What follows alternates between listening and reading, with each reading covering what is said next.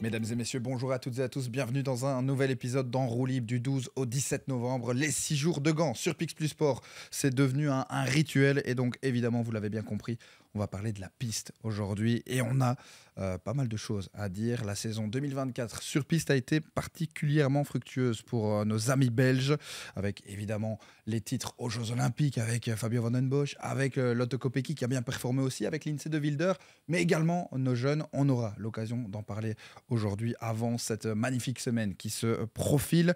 Et donc quand il s'agit de parler des 6 jours de Gand, on parle évidemment de la course, mais aussi des à côté avec pas mal de connaisseurs ici qui vont pouvoir en parler vraiment très bien et qui vont pouvoir parler aussi du mid-plane. Il y en a qui connaissent le mid-plane parfaitement, c'est mon cas, c'est aussi le cas de l'un de nos invités aujourd'hui, Gérard Bullens. Bonjour Gérard. Bonjour à tous, bonjour Gordon, bonjour Thibaut et bonjour Fred. Heureux d'être là pour parler des 6 jours et du mid-plane. Comme vient de le faire Gérard, donc Thibaut est avec nous. Frédéric Amorizon aussi est présent avant une semaine tout à fait spéciale. Tu seras avec nous le samedi. Toute la semaine, on sera avec Gérard. Ça va être une semaine qui s'annonce, comme d'habitude, très chouette. Exactement, salut Gordon, bonjour les amis. J'arrive en renfort. Le samedi, ça permet à Gérard de souffler un petit peu. Donc on a déjà un petit avantage dans ces duos. Certains vont rouler pendant les 6 jours. Il y a une petite pause du côté de Gérard. Il arrivera encore plus frais le dimanche, même s'il va passer sur un petit cyclocross. Mais on sait que Gérard est multidiscipline. Et donc oui, ça s'annonce une très belle semaine à nouveau sur les antennes de Pixport. Ouais, Gérard qui sera du côté de Merckxplace. Exactement. Pour la manche de super prestige. Bah oui, j'ai toujours une très grande crainte parce que vous savez que la ligne d'arrivée est tiré juste devant la prison de Merckxplace. Et j'ai toujours peur de ne pas pouvoir revenir. En fait. Ah ouais, c'est sûr. Pas trop de crainte par rapport à la ligne d'arrivée sur l'anneau gantois. Elle est toujours au même endroit et elle ne bouge pas. Il y en a un qui la connaît très bien d'ailleurs, puisqu'il s'y entraîne souvent. Il y court aussi. Il a réalisé une belle saison en 2024. Lui qui a notamment débuté aussi chez les professionnels dans l'équipe Bingo Wallonie-Bruxelles. C'est Thibaut Bernard qui nous fait l'honneur d'être présent avec nous. Bonjour Thibaut. Merci beaucoup pour l'invitation et bonjour. Ça me fait plaisir de venir discuter un petit peu de l'anneau gantois. Comment va Thibaut Bernard après cette saison 2024 ? On sait, Frédéric, Gérard, on en parlait d'ailleurs en off, on sait que le grand objectif, c'était les Jeux de Paris. Il y avait une belle saison en 2023. Finalement, la consécration n'était pas là. Mais on imagine qu'on a encore l'espoir de pouvoir faire partie de cette sélection en 2028 à Los Angeles. C'est encore mieux que Paris. Ouais, tout va bien. Après un petit break, là, je viens avec un peu de fraîcheur. Mais c'est sûr que ça a été une année assez compliquée avec... pas mal de petits problèmes, mais bon, ça fait partie de la vie et on continue sur le même chemin pour 2028. On aura l'occasion évidemment de pouvoir revenir là-dessus un petit peu plus en profondeur. On l'avait d'ailleurs connu, en tout cas découvert, nous on le connaissait déjà, mais les téléspectateurs avaient pu le découvrir sur l'anneau gantois l'année passée, sur les 6 jours de l'avenir. Thibaut, les 6 jours de Gand, quand on est un pistard, qui plus est wallon, on sait que c'est parfois un petit peu compliqué de pouvoir se frayer un chemin parmi le monde de la piste. Les 6 jours de Gand, ça représente quoi, Thibaut, toi qui as participé l'année passée et qui espère y participer dans le futur ? Ça représente beaucoup pour les néerlandophones. Après, côté wallon, c'est une belle course, c'est une très belle ambiance, mais je pense que côté néerlandophone, ça amène encore plus d'engouement en tant que cycliste. Moi, j'ai justement une petite question avec Gérard, côté wallon. On a évidemment Nicolas Arnauds qui était présent du côté des 6 jours de l'avenir l'année passée aussi. Nicolas Arnauds d'ailleurs qui a magnifiquement bien performé aussi cette année, champion du monde il y a assez peu. Gérard, tu as le souvenir d'avoir beaucoup de coureurs wallons sur l'anneau gantois, que ce soit pour les 6 jours de Gand, mais également sur la piste d'une manière générale ? Ça a été différent dans le passé, effectivement, puisque des gars comme Eddy Merckx, comme Ferdinand Braque faisaient de la piste et à cette époque-là, c'était sans doute plus ouvert, il y avait beaucoup plus de 6 jours aussi, c'était fort différent. On devait aussi courir l'hiver pour se faire un salaire, ce qui n'est plus le cas directement aujourd'hui pour les vedettes, évidemment. Donc, je vais dire que la situation de la piste, elle est ce qu'elle est. Il y a des pistes en Flandre, il n'y en a pas en Wallonie. On en a parlé d'une piste à jambes. Le projet, je pense, est tombé à l'eau à partir d'un certain moment. Puis, il y a eu le projet d'une piste à Liège qui n'a pas été suivie directement parce qu'il y a la piste à Zolder et entre Zolder et Liège, il n'y a pas beaucoup de distance dans la réalité. Et je pense que c'est un des grands problèmes, effectivement. Il y a quelques pistes ouvertes en Wallonie, mais je pense qu'il y en a une du côté de Anse. Si on veut y aller, il faut réserver, il faut aller chercher la clé, il faut être certain que le concierge vous ouvre la porte, etc. Donc c'est quand même très très compliqué. Et puis Thibaut ne va pas me contredire, mais la piste, comme le cyclocross d'ailleurs, ce sont des religions en Flandre. Le fait qu'il y ait les 6 jours garde une connotation importante de la piste. C'est géré par Cycling Vlaanderen, pas par la FCWB. Et donc, il y aura des difficultés pour un Wallon d'intégrer véritablement le monde de la piste. Si on n'a pas cette connotation en tant que Wallon, et j'ai vécu ça pendant toute ma carrière, si on peut parler de carrière au niveau direction sportive, au niveau management. Si vous êtes Wallon en Belgique, eh ben vous avez 2 longueurs de retard sur les autres. Alors qu'est-ce qu'il faut ? Il faut soit un très très bon entourage qui est très impliqué dans la partie cycliste du sport que vous voulez intégrer, soit être filou. Moi, je n'avais pas d'entourage. Quand je parle d'entourage, je ne parle pas du tout de l'enfamille, mais j'ai toujours été filou et j'ai eu comme élève comme coureur dans l'équipe fret, qui sait ce que j'ai dû faire pour avoir une équipe à cette époque-là qui tenait la route dans la réalité. Aujourd'hui, c'est très différent. En 10 ans, les budgets ont explosé. Et donc, si je me suis arrêté en fin 2013, c'était parce que je voyais bien que ça devenait impossible avec des budgets typiquement belges. Pour Thibaut qui est ici, s'il n'y a pas un véritable soutien, ça devient très très difficile. Pourquoi ? Parce que l'image de la piste en Belgique aujourd'hui, c'est tout simplement Cycling Vlaanderen qui a amélioré considérablement sa structure. Et je pense que Thibaut pourra citer les noms qu'on a fait venir d'Angleterre pour développer véritablement la piste. Le problème est que les coureurs qu'on va retrouver belges et jeunes sur la piste pendant les 6 jours, ce sont des gars qui sont chez Sport Vlaanderen, équipe de Christophe Sercu, qui ouvre cette porte, et c'est une très très bonne chose pour la Belgique, en hommage à Patrick, son père évidemment, et qui permet à cette équipe aujourd'hui, dans un panoramique, je vais dire, beaucoup plus compliqué, pour des équipes du réseau continental ou du réseau Pro Tour, de survivre. Grâce à la piste, ils peuvent survivre.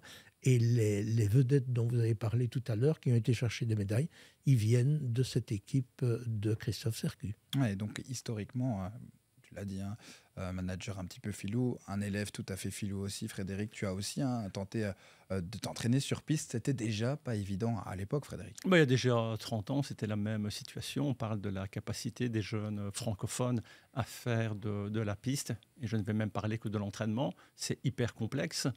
Ça évolue avec la piste de Stenzolder qui vient d'ouvrir récemment. Et donc toute la partie un peu liégeois, ça a des facilités maintenant pour aller s'entraîner.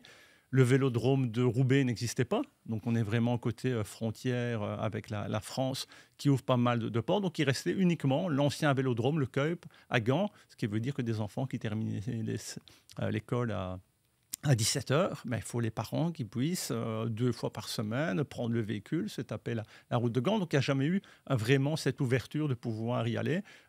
Côté fédération, on n'a jamais non plus vraiment mis des choses en place. Et puis, si on va un petit peu plus haut en termes de coureurs professionnels ou semi-professionnels, pendant de nombreuses années, de nombreux 6 jours étaient organisés. Donc on pouvait rouler pendant 7, 8, 10 semaines de suite à faire les 6 jours. De petites équipes professionnelles existaient, des équipes de 3e division, où là aussi le calendrier des kermesses était hyper important lors de la période estivale. Et donc vous pouviez faire une carrière professionnelle tout à fait correcte en ayant le régime, je vais dire, de coureur de kermesse et en combinant avec la piste. Ces épreuves ont également disparu. Les 6 jours sont un petit peu peau de chagrin. Il reste 6 jours de Gand, et puis on parle de 3 jours par-ci, de 4 jours par-là. D'autres ont complètement disparu.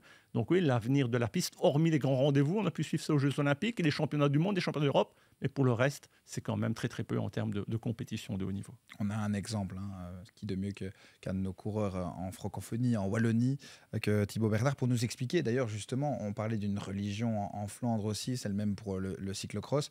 Comment Thibaut Bernard est arrivé dans le milieu de la piste et surtout, quelles sont tes ambitions à court terme? Oui, tout d'abord, je suis complètement d'accord avec ce que vous dites. La piste, c'est très néerlandophone. On a une petite longueur de retard en Wallonie, ça, il faut le dire. Mais ouais, si je peux donner l'envie aux jeunes Wallons d'y arriver, de se lancer sur la piste, c'est avec plaisir. Et je fais de mon mieux pour les aider. Voilà, avec Nico Arnaud, justement, ça se configure comment, en fait, ton entraînement, les déplacements? Explique un petit peu la réalité, finalement, de ton parcours en tant que pistier en Belgique et en Wallonie. Maintenant, c'est plus facile avec l'ouverture de Zolder, mais il y a 3-4 ans, quand j'étais junior, oui, j'ai eu la chance d'avoir un bon entourage familial et qui, comme vous le disiez, me conduisait 2 fois semaine, à 16h après l'école, jusque Gand. On rentrait, il était 10h du soir, je devais me coucher, repartir à l'école. Mais ouais, je l'ai fait, j'en suis satisfait maintenant de l'avoir fait parce que ça m'a ouvert beaucoup de portes. Mais c'est sûr que c'est un gros sacrifice pour les familles. Comment t'as été amené justement à venir rouler sur la piste plutôt que la route qui est un petit peu plus populaire en Wallonie? Ouais, moi j'étais au team cycliste de S-Bay quand j'étais en cadet et on avait eu un coach, Valérie Ruel, qui nous emmenait souvent sur la piste. On avait découvert la piste à Roubaix d'abord et puis de fil en aiguille j'ai commencé les courses à Gand et je faisais de bons résultats. Je vais pas dire que je prestais, mais voilà, je faisais des bons temps, des bonnes courses et puis le coach national, Niki Cocoit, à l'époque, m'avait proposé de venir aux entraînements et c'est de là que ça a commencé 2 fois semaine pendant 2-3 ans. Et au final, j'ai fait mes premiers championnats d'Europe qui étaient durant le Covid en Italie, Fiorenzuola, où j'avais beaucoup appris et j'ai continué. Et là, je suis toujours dans l'équipe nationale. Je vais toujours 2 fois semaine à Gand ou à Zolder maintenant, mais l'équipe nationale reste à Gand, donc je continue à faire les trajets, c'est pas facile, mais oui, on fait avec. Ouais, ça doit pas être évident, évidemment, on l'entend bien. Et malgré tous ces petits soucis, Gérard, Frédéric, il y a du talent en Wallonie. C'est le cas avec Thibaut Bernard, c'est le cas avec Nicolas Arnaud. Les résultats ont quand même été bons ces 2-3 dernières années. Il faut pouvoir surfer sur cette vague grâce à ces coureurs-là. Thibaut, tu le disais toi-même, tu avais un entourage, tu avais un club qui t'a permis de pouvoir aller sur ces lieux d'entraînement assez lointains. Il faut essayer de recréer cette dynamique, Frédéric, c'est essentiel. Parce que la piste, c'est bien plus que de la piste. C'est aussi une manière, une porte d'entrée vers d'autres disciplines qui peuvent être très importantes. Oui, parce que là aussi, on parle souvent du cyclocross, mais la piste vous apporte énormément. Quand on prend les anciens, le pignon fixe faisait partie de l'entraînement hivernal. Qui dit pignon fixe dit les vélodromes. Donc il y a énormément à avoir en termes d'amélioration, de pilotage, d'améliorer son sprint. Alors oui, on l'a dit, en Wallonie, on a peu de pratiquants, mais quand on en a peu, mais qu'on a de la qualité, on parle de Thibaut Bernard, de Nicolas Arnaud, qui vient de devenir champion du monde de la catégorie des juniors. Donc la qualité est là.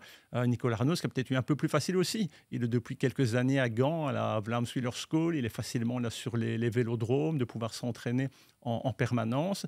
Mais donc, il faudrait pouvoir essayer de développer. Mais on sait que côté francophone, voilà, les différents projets sont passés à la trappe. Thibaut, le plus bel exemple, et il n'y a pas longtemps, j'avais vu des supporters à lui en disant oh, quand même, respect à la famille qui, depuis des années, arrive à faire de tels sacrifices. Tout le monde ne peut pas faire cela. Donc, il faut espérer que ces jeunes, puisqu'on parle de jeunes coureurs talentueux, donneront l'envie à d'autres, comme pour le cyclocross, de pratiquer une discipline qui est tout à fait intéressante. On ne va pas parler de faire des performances, des résultats, mais même pour la carrière, éventuellement sur la route, est un bon apprentissage. Ouais, il y a eu donc 2-3 années ici qui ont été particulièrement fructueuses. On va pouvoir en parler un petit peu avant de préfacer les 6 jours. Évidemment, cette année, c'était le jackpot. C'était aussi une année olympique. Comme je le disais, il faut pouvoir surfer sur cette vague-là. Gérard, tu as été présent en tout cas pour commenter une grande majorité des épreuves. Tu as vu les belles victoires, notamment avec Fabio Van den Bosch à Paris, avec Lindsay de Wilder qui a été tout récemment champion du monde. Chez les dames, Lotte Kopecky qui n'est plus à présenter, qui a vécu cette année une saison avec des moins bons résultats, mais elle reste toujours sur le devant de la scène en matière de piste. Quelle saison, Gérard, vraiment en 2024 pour nos Belges? Oui, mais je pense qu'il n'y a pas de surprise. Je pense que Thibaut, qui fréquente l'équipe nationale, va appuyer ce que je vais dire au niveau de la structure qui a été composée à la base, avec évidemment l'arrêt de Ketele qui est devenu coach, avec l'apport de gens qui viennent de l'étranger, et une copie de ce qu'on a connu un peu. Fred va le dire aussi, parce que je pense qu'il était dans l'équipe pendant toute une période. On a soutenu ce qui se faisait à Manchester sur la piste avec les premiers Cummings, Stannard, Clancy et autres. Et donc, quand on voit le travail qui était fait là, l'apport que nous, on donnait sur la route, on se doutait bien qu'ici, en Belgique, pour faire bouger les choses, il fallait faire venir de vrais coach spécialisé. De Ketele, malheureusement, va partir. C'est comme ça. C'est un choix de vie pour lui. Je sais pourquoi il part et je trouvais ça assez extraordinaire, mais c'est un choix de vie et je lui donne raison. Mais sans vraie structure, avec de vrais professionnels, c'est très, très difficile de développer au-delà de la structure. Que faut-il et qui manque forcément du côté de la Wallonie? Ce sont des moyens. Et ces moyens, s'ils n'existent pas, on ne peut pas payer des coachs qui viennent de Grande-Bretagne, etc., qui sont spécialisés. Et on ne peut pas payer les stages nécessaires, etc. Et donc, le garçon qui est à côté de moi, c'est une exception. Ouais. C'est une exception qui vit sa passion grâce à sa famille, vraisemblablement. Mais on ne peut pas vivre véritablement d'exception. Et on voit, encore une fois, la différence au niveau moyen, au niveau investissement. Ce que l'ancien Blozo, la DEPS chez nous, investit aujourd'hui sous le nom de Sport Vlaanderen, fait la différence automatiquement et permet à des jeunes de continuer à rêver, ce qui n'est pas le cas en Wallonie, en fait. Ouais, c'est clair, c'est clair. Kenny de Ketele, donc, qui quittera la tête, en tout cas en tant que sélectionneur de l'équipe nationale sur piste. C'est près de 30 médailles en 3 ans, Frédéric. On aura l'occasion de revenir un petit peu sur le rôle de Kenny avec Thibaut. Mais pour revenir un petit peu sur le même lancement qu'avec Gérard, quelle saison avec Fabio Van Den Bosch, avec Lindsay de Wilder. On pouvait s'y attendre, hein, tous les moyens sont mis à leur disposition. On a quand même été surpris, positivement évidemment, lors de ces Jeux Olympiques, avec un Fabio Van Den Bosch qui sera la tête d'affiche évidemment sur les 6 jours de Gand, avec Robbe Geis notamment qui va revenir pour réaliser un triplé avec le champion du monde Lindsay de Wilder. Ouais, ça a été une saison incroyable. C'est le fruit aussi, la juste récompense d'un travail donc avec tout ce professionnalisme qui a été mis en place. Oui, parce que quand on parle de Kenny de Ketele, c'est quelqu'un qui a été professionnel pendant, je pense, près de 15 ans, qui est toujours resté dans cette équipe de Sport Vlaanderen, en combinant la route et la piste. Il est arrivé comme coach, avec une aide extérieure, et puis aujourd'hui, il travaille avec des coureurs qui ne sont plus tout jeunes. On parle de 24, 25 ans, Lindsay de Wilder à près de 30 ans, et donc c'était attendu. L'an dernier, lors des 6 jours que nous avions commentés, on parlait de pas mal de coureurs qui avaient de grands objectifs pour 2024, avec des médailles, que ce soit côté masculin ou féminin, avec l'autre Kopecky qui peut tout faire. Et finalement, la majorité ont répondu présent, ont ramené des médailles, des titres. Donc on peut dire que le côté cyclisme sur piste en Belgique a fonctionné de la plus belle des manières, avec un travail de longue haleine depuis de nombreuses années. Ça, c'est une certitude. Thibaut, Kenny de Ketele, c'était un coach, un sélectionneur. Comment il était proche, forcément avec plein d'expérience, de l'expérience récente aussi, hein, puisqu'il venait de quitter les anneaux gantois.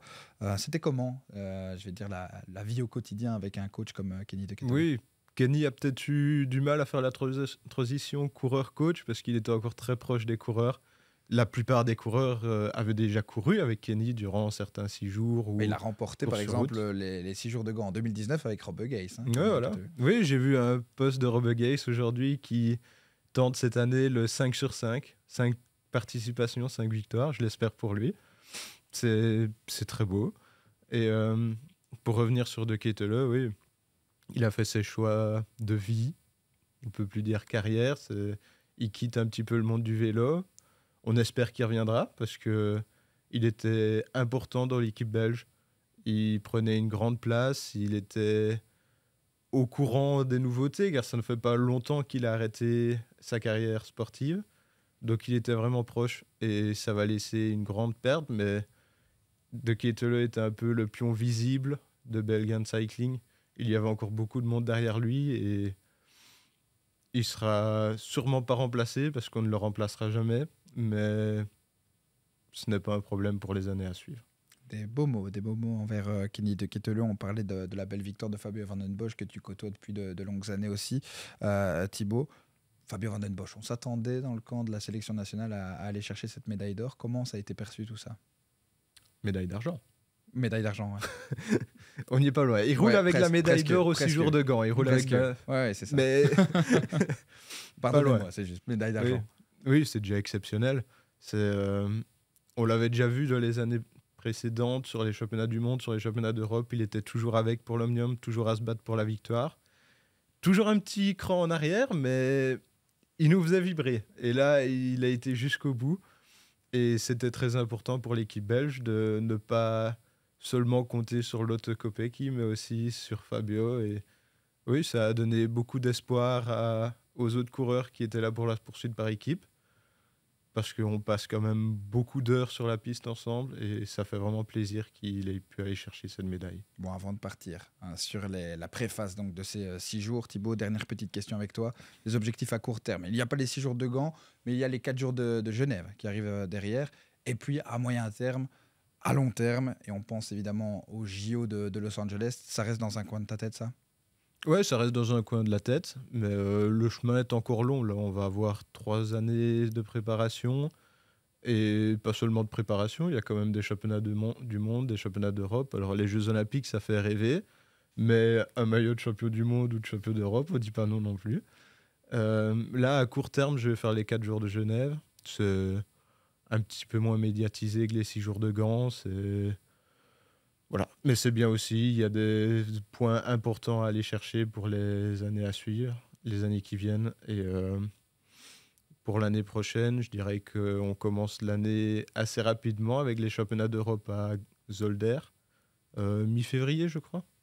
Donc l'année va commencer sur les chapeaux de roue, mais ça risque d'être encore long. On n'a pas encore eu les dates exactes pour le restant de l'année, mais on sait que ce sera un championnat du monde au Chili. Beaucoup ont déjà... Il va y avoir du voyage, ouais, déjà. Oui, voilà. Finir la saison au Chili, ça va être sympathique aussi. Ça risque de piquer au Chili. Pas mal. Elle est belle, celle-là. Et sinon, pour continuer ce que dit Thibaut, c'est aussi, on parle souvent des autres disciplines, mais qu'il y a énormément de jeunes talents qui poussent des catégories, notamment juniors. On a eu plusieurs champions du monde cette année. Donc là aussi, ça promet un avenir rayonnant avec, je pense, on est pourtant à 4 ans des prochains Jeux Olympiques, pas mal d'ambition là aussi pour aller chercher de nouvelles médailles. Mais on verra qui sera à la tête de cette sélection, puisque ça reste encore la grande inconnue. Comme dans toutes les disciplines pour le moment. Chez Belgian Cycling, on est un petit peu en renouvellement complet. Je ne sais pas s'il y a quelques soucis en interne, mais c'est quand même assez exceptionnel que dans toutes les disciplines, on soit à la recherche d'un coach. Quand on cherche des informations, on se tourne souvent vers Gérard Bullens. Est-ce qu'il a entendu quelque chose, Gérard Bullens?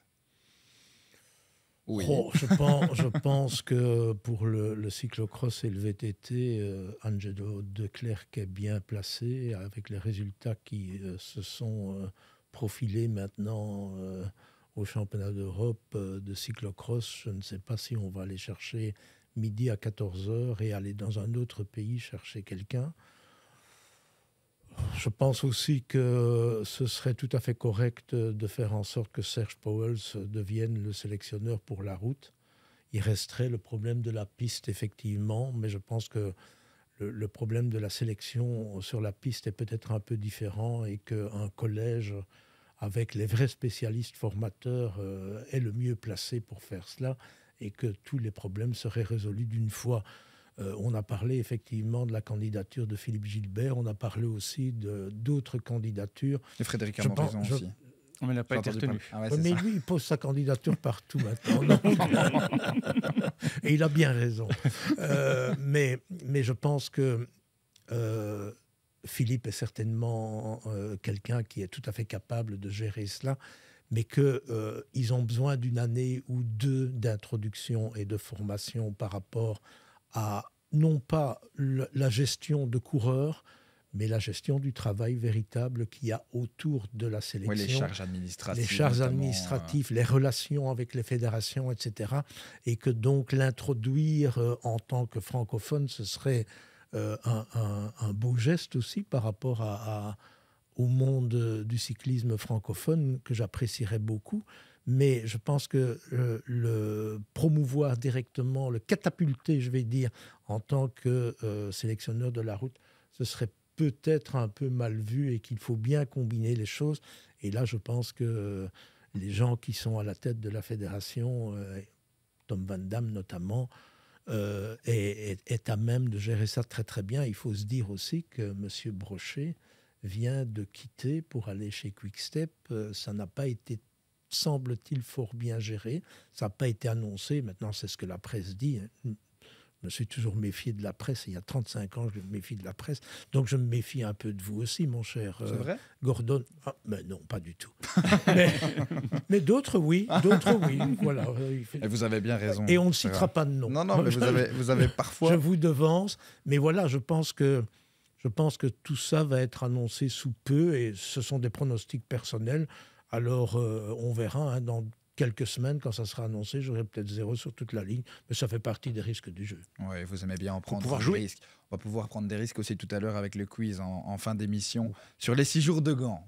En plus, c'est vraiment les 6 jours sur base en tout cas des résultats récents, Gérard. Désolé, je ne suis pas allé dans les... Non, c'était dans trop les facile anciennes- pour Gérard. Ouais, Sinon, mais on pourrait vraiment, Sinon, c'est voilà. beaucoup trop simple. On y va d'ailleurs avec la préface des 6 jours de Gand et je vais faire un petit tour de table pour commencer. On va démarrer avec Frédéric Amorizon.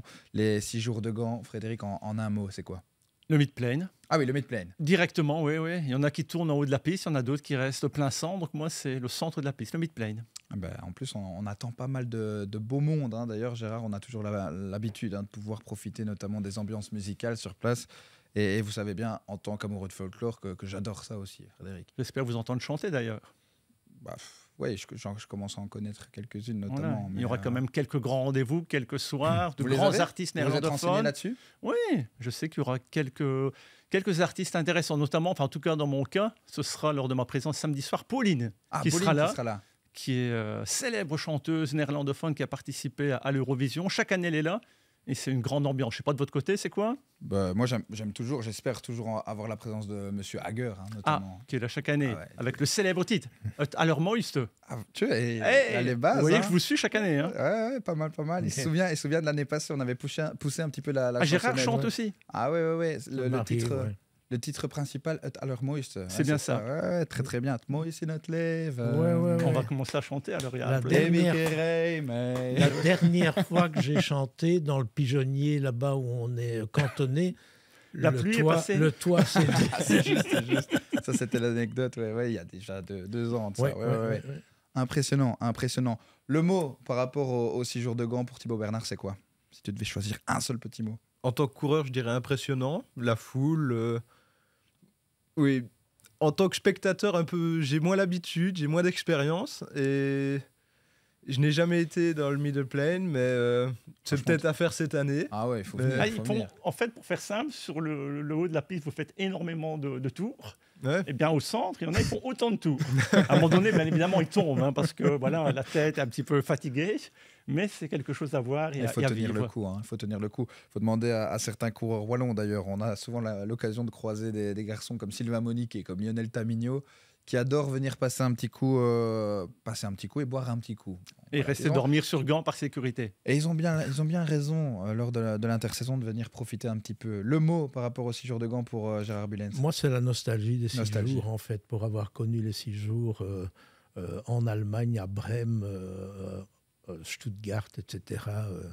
Je ne comprends pas comment le Covid a été pour quelque chose dans tout cela, mais comment on a abandonné cette tradition des 6 jours qui faisait un véritable cirque dans lequel tournaient les mêmes coureurs, etc.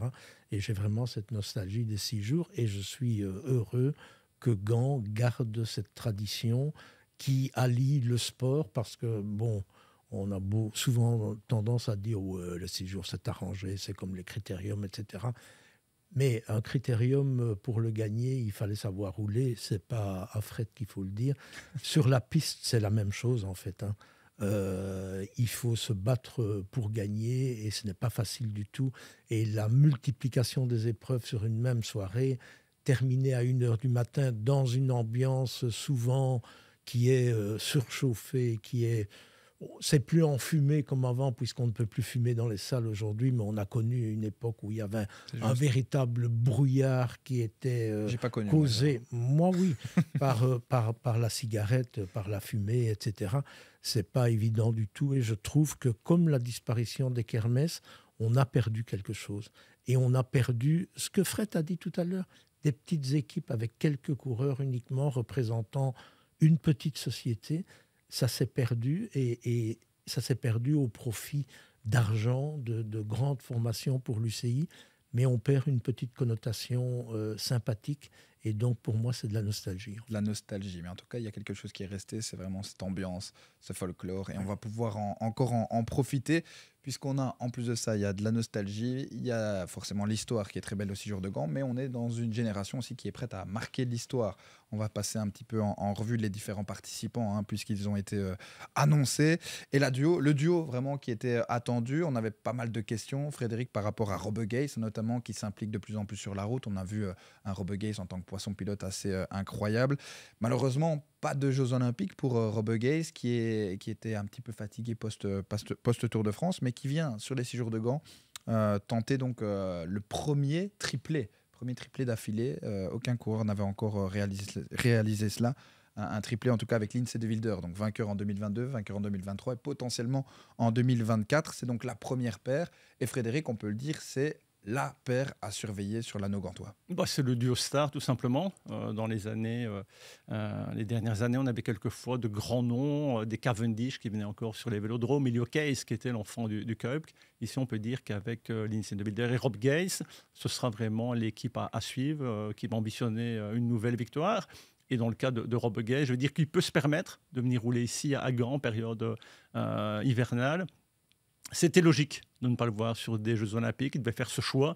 On sait que c'est très difficile de vivre de la piste. Et quand on voit ce passage sur la route réussi, de quelle manière, comment il arrive à déposer Mathieu Van Der Poel et Jasper Philipsen sur les routes de son premier Tour de France, eh bien, il a fait tout simplement le bon choix. Et on parlait tout à l'heure des performances, notamment de Fabio Van Den Bosch. Il ne faut pas oublier que de son côté, cette année, il a fait le Tour d'Italie. Donc on arrive à combler la route des grands tours. On dit souvent avec Gérard que certains cyclocrossmen ne gonflent pas assez le moteur parce qu'il n'y a pas des courses à étapes suffisamment importantes. Et bien là, on parle de coureurs qui ont des grands tours maintenant dans les jambes et qui arrivent à performer de très très belles manières sur différents objectifs. Donc oui, impatient en tout cas de suivre ce duo qui va être applaudi de quelle manière par le public gantois. Ouais, forcément. Van Den Bosch qui lui sera aux côtés de Benjamin Thomas, donc une paire de médaillés, visiblement. On sort les médailles là. Ah là, on va sortir les médailles, il va y avoir de l'or dans les parages, ça c'est clair et net. On aura toujours la présence aussi des champions d'Europe, Roger Kluge et Théo Reinhardt. Côté belge, on a encore Jules Esters aussi.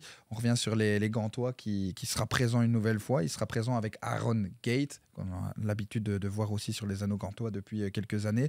On aura Noah Van Den Branden avec Gianluca Pollefleet aussi, qui sort d'une saison route. Tu viens de le dire, Frédéric, qui sort d'une saison route aussi très intéressante. On aura surtout, et Frédéric, je vais là-dessus, avec évidemment Thibaut Bernard, un duo de jeunes, un duo de juniors avec Van Straetem et Huysmans. On peut en parler un petit peu parce que c'est tout à fait exceptionnel de les retrouver là aux côtés des grands. Oui, je parlais il y a quelques instants des futurs grands coureurs de la piste qu'on pouvait ambitionner des médailles d'ici 4 ans, des titres de champion du monde. Quand on parle de Nolan Huysmans, j'ai un petit peu envie déjà de le comparer à Gerben Thijssen, excellent sur la route, sprinter, qui a un gabarit assez volumineux mais qui a énormément de puissance. Et puis Matthijs Van Straetem, qui lui allie aussi bien la route que les vélodromes, qui étaient encore juniors. Enfin, ces deux garçons étaient encore juniors pendant cette saison 2024. Van Straetem, que l'on a découvert d'ailleurs sur le Tour des Flandres. Sur le Tour des Flandres, qui est devenu champion de Belgique de l'épreuve en ligne et qui est devenu champion du monde en Chine. Donc c'est quelqu'un qui arrive à aller sur tout type de parcours, qui va rouler dans l'équipe de développement Soudal Quick-Step de Patrick Lefebvre dès l'année prochaine. Donc ce sera le jeune duo belge qui sera vraiment à suivre et peut-être pour quelques années. Justement, on parlait de Nolan Huysmans, c'était ton coéquipier l'année passée, si je ne me trompe Exactement. pas, du côté des 6 jours de Gand de l'avenir. Nolan Huysmans, c'est logique de le retrouver dans cette épreuve avec les professionnels cette fois-ci. C'est logique, surtout grâce à leur titre de champion du monde. C'est peut-être un petit peu tôt pour eux. Ils vont sûrement avoir une bonne poule au ventre avant les premières épreuves, mais je pense qu'ils vont être bien conseillés. Voilà, la piste, ça reste une grande famille. Et ils seront bien conseillés sur les choix tactiques, ce qu'il faut faire, ce qu'il ne faut pas faire. Mais je ne doute pas de leur capacité à faire des résultats. Nolan est très rapide. D'ailleurs, on a toujours le record du tour lancé. Donc ça, voilà. J'espère qu'il restera encore quelques années. Avec quel temps, Thibaut ? Aucune idée. Vous n'avez plus. Parce qu'il y a un grand absent cette année sur l'anneau gantois, c'est Turdens, qui nous avait enflammé l'année passée. Toujours absent, saison très compliquée pour lui. Le record au niveau de cette discipline-là est de 26 secondes, 261 millièmes. Et il l'avait battu à 3 reprises l'année passée. C'est dommage de ne plus avoir Turdens, Gérard, qui avait été en feu véritablement l'année passée. Hein. Oui, mais il y en a un autre qui va prendre sa place automatiquement. Donc, qui ? Je pense. Une idée ? Il n'y a pas vraiment de nom directement à citer. Iceman, mais je peut-être ? pense que Peut-être, ou un de Wilder oui. qui était déjà rapide l'an passé. Ouais. Oui. Je pense que c'est malheureux de ne pas avoir Turdens présent, mais automatiquement, dans un circuit comme celui-là, il y a quelqu'un qui prend la place et qui vient chauffer le public. On verra en tout cas si le record de Turdens sera battu. On a également Milan van den Noot avec un ancien champion du monde aussi, Sébastien Moravedri, l'Espagnol, avec Oscar Nilsson Julien et Valentin Tabellion aussi, qui nous avaient enflammés sur l'américaine lors de la dernière journée. Ils étaient revenus dans la course, les Français, qui avaient en tout cas vraiment tapé dans le cœur des Gantois. Surpris pas mal de monde. Ah ouais. Il y avait pas mal de bruit pour eux. Comme d'habitude, monsieur avec les cocottes. Jan-Willem van Schip. Jan-Willem van Schip, monsieur bateau. Jean-Guillaume du bateau. Jean-Guillaume du bateau. Voilà. Ça, c'est... Si on doit faire un bingo 6 jours de gants, celui-là, je suis certain qu'on va pouvoir le cocher avec Gérard. Il n'y a aucun doute, il sera avec Yann Dorenbos notamment. Et voilà, on a fait un petit peu le tour. Il y a aussi Mark Stewart et Philippe Heinen qui ont toujours l'habitude aussi de nous surprendre, bien sûr. Les 6 jours de gants, on l'a dit, c'est aussi l'avenir. On n'a pas encore la liste, mais on sait qu'il y aura Nicolas Arnauds, comme on a pu le dire tout à l'heure, le champion du monde wallon. Donc, il y a encore de cela quelques petits mois et qui sera du côté de l'équipe Intermarché l'année prochaine. Tout à fait. Au niveau de développement. On a également l'épreuve des femmes qui sera attendue avec la grande patronne, la Queen, Lotte Kopecky qui sera présente et qui devra, contrairement aux autres années, se frotter à d'autres Belges qui sont assez intéressantes. On pense évidemment à Hélène Esters, à Catherine de Klerk, notamment championne d'Europe espoir de la Madison, ainsi qu'à Lani Wittevrangle aussi qui nous avait impressionné cette saison. On aura également la néerlandaise Lisa Van Belle. Donc une belle petite lutte, même si on a l'habitude de voir une Lotte Kopecky surpuissante, surdominatrice. Pourquoi pas voir un petit peu les étaux qui se resserrent. C'est en tout cas ce qu'on souhaite aussi sur cette Fashion for Cycling, n'est-ce pas Frédéric ? Oui, ce serait pas mal parce que c'est vrai que les dernières éditions, une Lotte Kopecky, qui lorsqu'elle accélérait, mettait tout le monde à quelques longueurs et s'imposait assez facilement. Mais on l'a vu cette année, quelquefois peut-être un peu moins performante, même si ça reste la grande championne. Mais entre les Jeux Olympiques, les championnats du monde, voilà ce qui pouvait quelquefois légèrement manquer. Mais en tout cas, on sera impatient de suivre ça. Et dans les autres disciplines, je pense qu'il faut aussi parler des épreuves paralympiques. Quelque chose qui est bien ça, mis en évidence, avec là aussi des médailles qui ont été récoltées à Paris. Et donc là, ce sera aussi une belle manière de les encourager, les féliciter finalement de ces exploits, parce que ce sont peut-être les plus grands champions et championnes qui seront présents sur le vélodrome de Gand. Oui, c'est clair. Et Wout Vromant, évidemment, qui est attendu. Jarno Tirens et Niels Verskaren. On va courir d'ailleurs en poursuite là, contre un trio britannique. Et puis on aura aussi le dimanche le doublé médaillé d'argent et Wout Vromant qui disputera une poursuite contre Matthew Robertson. Donc voilà, il y a des choses à faire. Rendez-vous. Ouais, il y a des choses à faire. Thibaut, peut-être dans le mid-plane. Ah, j'espère. Ouais, j'espère au moins aussi. Une soirée, oui. J'espère aussi. Hein. Tu m'envoies un petit Profiter message. un petit peu différemment des courses. Tu m'envoies un petit message qu'on a ici traité ensemble, évidemment. Vendredi soir, alors. Ouais. Quand ils seront là tous les jours. Ouais, moi, je suis là tous les jours. Voilà. Hein. Avec Gérard, tu nous appelles, on vient avec toi. Il y a aucun souci. Il y a aucun souci. Et on va passer ensemble maintenant au petit quiz. Qu'en dites-vous, Gérard? Tu es prêt? Oui. Alors, c'est le jeu de la surenchère, comme on a déjà fait souvent sur les antennes de Pix Plus Sport et sur l'émission En roue libre. On démarre dans les années 2010. voilà, il n'y a que 23 années d'histoire. Mais on avait un jeune par avec rapport nous, hein, donc il Ouais, fallait on a pouvoir jeune, rester il un faut petit peu pouvoir dans... remettre un petit peu les choses un petit peu 2010, de c'est déjà manière loin. équitable. Ouais, c'est vrai. Donc 23 années différentes pour 13 coureurs qui ont remporté ces 6 jours de Gand avec des duos différents. Hein, évidemment, 13 de ces coureurs ont parfois remporté plusieurs éditions. Je vais donc demander, avec le jeu de la surenchère, quel nombre pensez-vous être capable de m'en citer? Et on commence évidemment avec l'expérience, la sagesse de Gérard Bulens. Quel nombre, Gérard, sur les 13 coureurs, penses-tu pouvoir citer? 3. 3. On a forcément quelqu'un qui va surenchérir. Thibaut, tu penses nous en citer combien? Est-ce qu'on doit citer le duo complet ou juste un Non, des tu deux peux- coureurs? Juste un coureur, et donc il y en a 13. Je dirais 5. 5 du côté de Thibaut Bernard, 6. 6 On pour va Frédéric continuer à faire Amorizon. monter les enchères. On Eh peut bien. continuer, allez Gérard. On peut continuer. Deuxième tour, c'est toujours avec 2 tours. Est-ce qu'on pense pouvoir battre 6 du côté de Gérard Bah Bulens? oui. Non, moi, je ne me lance pas là-dedans, en fait, non. Pas de surenchère du côté de Gérard. Est-ce que Thibaut Bernard va aller chercher le 7? 7, mais sans certitude pour le moment. Ah, 7. voilà. Frédéric, Ça fait beaucoup, hein. ça fait beaucoup. Ça fait beaucoup. Allez, je Voilà. laisse. Et puis, il est quand même le spécialiste des vélodromes. Regarde Et un beau trophée à remporter, ramener à la maison, le ce serait bidon mérité. d'argent, le bidon d'argent Allez, dans- je lui dans laisse Roue la Libre. possibilité. On de- est parti donc avec Thibaut Bernard. 7 propositions. Attention, si tu te loupes, on passe donc à celui qui avait la meilleure surenchère derrière, à savoir Frédéric Amorizon avec 6 propositions. C'est parti. On va commencer par les classiques. De Ketteleu, Ilio Case, Oui. Cavendish. Oui. Après, ça se complique, mais je dirais un Havik. Avik, non. Oh, Pas de victoire du Ah. côté de Yuri Avik. Dommage. On va y ouais, aller avec. j'aurais dû le garder pour terminer. On va y aller avec Fred. Donc, Lindsay de Wilder, Oui. Rob Gays, Oui. Kenny de Ketteleu, Oui. Marc Cavendish. Oui.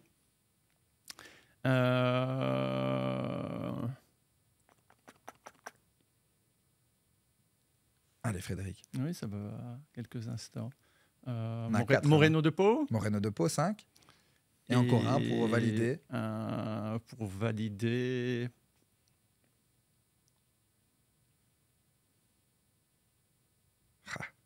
Compliqué, hein. Oui. Il se creuse la tête, hein, là. Il n'en reste pas un qui est chez Soudal, chez Lotto. Et pour le Jasper moment de Beust. Ah. Et Jasper de Beust. On a les 6. Tu t'aides, hein, Merci mec, pour la petite Ouais, aide. Voilà. Bien, du côté En de échange, Thibaut Bernard. J'offrirai mon trophée. Je Merci. garderai la victoire, mais j'offrirai Il y le avait trophée. donc Ilio Case avec 4 victoires, Peter Schkepp aussi en 2010 qui avait gagné avec Ilio Case, Kenny de Ketteleu évidemment avec les 4 victoires aussi, Robert Bartko qui avait gagné avec de Ketteleu lors de sa première victoire en 2011, Glenn Oshie en 2012, cette fois-là c'était avec Ilio Case, Jasper de Beust, on l'a dit en 2014 avec Kenny de Ketteleu, Michael Morkov 2015 avec Ilio Case, hein, c'était la paire Soudal Quickstep de l'époque, Tout à fait. Quickstep évidemment qui était présente aussi avec Mark Cavendish ces années-là. Bradley Wiggins et Mark Cavendish en 2016, on s'en souvient tous. Moreno de Pau en 2017 avec Kenny de Ketteleu.